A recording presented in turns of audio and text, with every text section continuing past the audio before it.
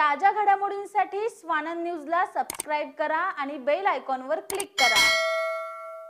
कल्याण तालुक्यामध्ये तब्बल 1250 बांगलादेशी रोहिंग्यांनी विविध कागदपत्रांसाठी अर्ज सादर केले असल्याचं सांगत राज्यात घुसखोरीचं मोठं रॅकेट कार्यरत असून 2 राजकीय नेते आणि 2 अतिरेकी संघटनांचा त्याला पाठिंबा असल्याचा दावा भाजप नेते किरीट सोमय्या यांनी केलाय। राज्यातील बांगलादेशी रोहिंग्यांचा प्रश्न उचलत भाजप नेते किरीट सोमय्या यांनी आज कल्याण तहसीलदार सचिन शेजवळ यांची भेट घेतली। त्यानंतर प्रसिद्धी माध्यमांशी बोलताना त्यांनी हा गंभीर दावा केलाय। यावेळी भाजप नेते किरीट सोमय्या यांच्यासोबत माजी आमदार नरेंद्र पवार हे देखील उपस्थित होते।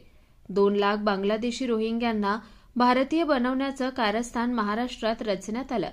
साधारणपणे 6 महिन्यापूर्वी त्याचं नियोजन करण्यात आलं असून कल्याण तालुक्यात तब्बल 1250 जणांचे अर्ज आल्याची माहिती सोमय्या यांनी यावेळी दिली आहे। या 2 लाखांपैकी 1,23,000 जणांना भारतात जन्म झाल्याचं प्रमाणपत्र देण्यात आलं असून 19,000 जणांच्या अर्जाला मंजुरी मिळाली होती। मात्र या कटकारस्थानाचा पर्दाफाश झाल्यानंतर त्याला स्थगिती देण्यात आली आहे। तर ज्याप्रमाणे पासपोर्ट व्हेरिफिकेशनसाठी स्वतंत्र पोलीस अधिकारी नेमला जातो त्याच धर्तीवर जुन्या वर्षीच्या जन्म प्रमाणपत्राच्या व्हेरिफिकेशनसाठी अधिकाऱ्यांची नेमणूक करण्याची सूचना आपण मुख्यमंत्री देवेंद्र फडणवीस यांना पाठवली असल्याचं सोमय्या यांनी यावेळी सांगितलंय।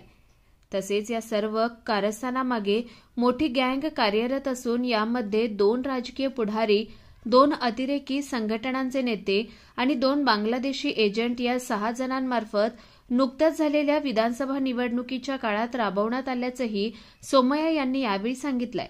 त्यासाठी मालेगाव एपीएमसीच्या नावाचा वापर करून 193 कोटी रुपये काढण्यात आले असून त्यातील 50 कोटी रुपये या घुसखोरांची कागदपत्र बनवण्यासाठी वापरण्यात आल्याची माहितीही सोमय्या यांनी यावेळी दिली आहे। तर या सर्व प्रकरणाची चौकशी एटीएसकडून सुरू करण्यात येत असून प्रशासकीय सहभाग आढळल्याप्रकरणी मालेगावचे 2 तहसीलदार निलंबित करण्यात आले आणि या सर्व तहसीलदारांना सगळ्या अर्जांची पुनर्तपासणी करण्याचे आदेश देण्यात आले असून या 2 लाख घुसखोरांवर फौजदारी कारवाई करण्याची मागणी त्यांनी मुख्यमंत्री देवेंद्र फडणवीस यांच्याकडे केली आहे। बांगलादेशी रोहिंग्यांना भारतीय बनवण्याचं कटकारस्थान महाराष्ट्रात 6 महिन्यापूर्वी त्याची रचना करण्यात आली। कल्याण तालुक्यात असे 12.5 ते अर्ज आले आहेत। त्या संबंधी तहसीलदाराची विचारपूस चर्चा केली। एक मोठं कारस्थान 2 लाख बांगलादेशी रोहिंग्यांना भारतात जन्माचं प्रमाणपत्र देण्याचं 1,23,000 दिले। 19,000 मंजूर झाले होते, त्यांना स्थगित करण्यात आले आणि इथे जर सक्सेसफुल झाले असते तर पुढे काय झालं असतं। ठाणे जिल्ह्यात भिवंडीला मी जाऊन आलो, ठाण्याला जाऊन आलो।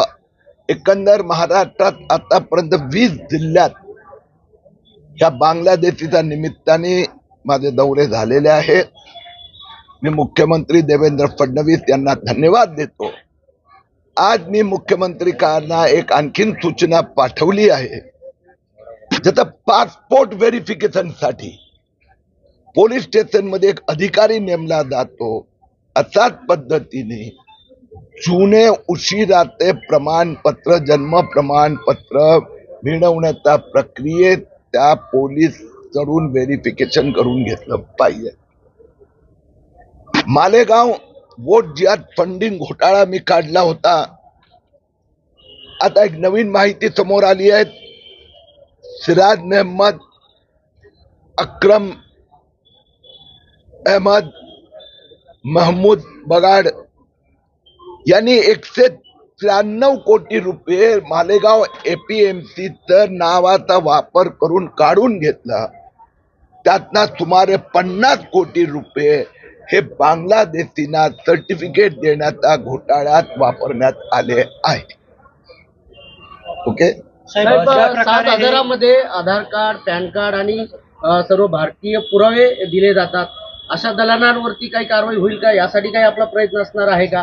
साहेबांनी याला जोडून प्रश्न प्रशासनाकडून सुद्धा यांचं सहकार्य केलं जाते का किंवा प्रशासनामध्ये कोणी आहे का जी एवढ्या मोठ्या प्रमाणामध्ये त्यांना कागदपत्र? यात असं लक्षात आलं आहे की ही जी गँग आहे त्यात 2 राजकीय पुढारी आहेत, 2 अतिरेकी संघटनांचे नेते आहेत आणि 2 बांगलादेशचे एजंट. या 6 लोकांनी मिळून हे षडयंत्र विधानसभा निवडणुकीच्या प्रचाराच्या काळात राबवलं. याची चौकशी ATSनी सुरू केली आहे. प्रशासनात जे तहसीलदार पातळीवर नायब तहसीलदार ज्यांनी मोठ्या प्रमाणात जिथे इन्व्हॉल्वमेंट झालेली आहे, तर मालेगावचे 2 तहसीलदारांना निलंबित करण्यात आले. अमरावतीत पण एका तहसीलदारची चौकशी सुरू आहे आणि या सगळ्या तहसीलदारांना आता निर्देश देण्यात आले आहे की सगळ्या अर्जांचं पुन्हा रिव्हेरिफिकेशन करा. माझी मागणी मुख्यमंत्री देवेंद्र फडणवीसकडे ही आहे की हे 2 लाख लोक ज्यांचा भारतात जन्म झाला नाही, त्यांच्याकडे कुठलाही कागद पुरावा नाही, बोगस कागदपत्र दिलेले आहेत, यांच्यावर फौजदारी कारवाई झाली पाहिजे. आणि याचा पाठपुरावा करण्यासाठी उद्या मी मालेगावला पोलीस स्टेशनला माझा तक्रारीची पाठपुरावा करण्यासाठी उद्या पुन्हा एकदा मालेगावला जाणार. ज्या लोकांनी बोगस फर्जी डॉक्युमेंट दिलेत त्या सगळ्या बांगलादेशी मुस्लिमच्या विरोधात FIR झालाच पाहिजे. बॉर्डर जे आहेत, बॉर्डर भारत आणि बांगलादेशच्या बॉर्डर कमकुवत आहेत, त्या ठिकाणची सुरक्षा कुठेतरी कुचकामी आहे. त्या ठिकाणीच कुठेतरी दलाली होती आणि अशा बांगलादेशींना अवघ्या काही रुपयांमध्ये भारतामध्ये सोडण्यात येतं. आता या 2 गोष्टी वेगळ्या आहेत.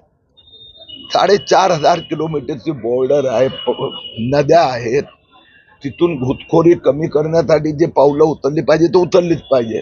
त्यात राज्य सरकारने पण तिथल्या, पण हा जो मी घोटाळा काढलाय हा तर पूर्ण महाराष्ट्राचाच आहे. तहसीलदारांना अधिकार दिल्यात गेल्यानंतर त्यांनी त्याचा जो दुरुपयोग केला, म्हणून सध्या माझं लक्ष या घोटाळ्यावर आहे. 1 महिन्यात मला खात्री आहे याचं सगळं इन्व्हेस्टिगेशन पूर्ण होणार. 2 अधिकारी सस्पेंड झाल्या, आणखी 2घांची चौकशी सुरू आहेत.